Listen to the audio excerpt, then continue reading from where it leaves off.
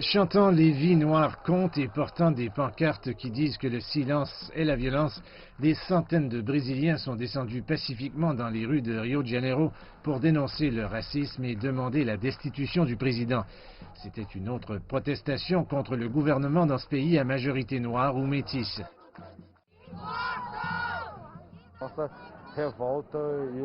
Nous protestons dans les rues après la montée du mouvement noir mondial qui nous montre que notre lutte contre le racisme, qui est enraciné dans notre société, doit avoir lieu au niveau international.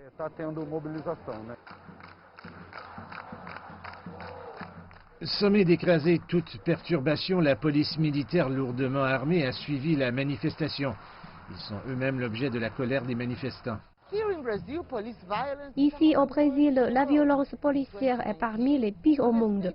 En 2019, rien que dans l'état de Rio de Janeiro, 1800 personnes sont mortes aux mains de la police, la plupart dans les pauvres favelas de Rio. Et la même police militaire était également présente à une autre manifestation pro-Bolsonaro qui avait un programme très différent. Je suis venu ici parce que l'Antifa a menacé de détruire la ville et d'amener le pays au bord du chaos comme dans d'autres pays. À mon avis, si nous ne les arrêtons pas maintenant, cela ne fera qu'empirer. Ce sont des militants que le président Bolsonaro a étiquetés terroristes et extrémistes.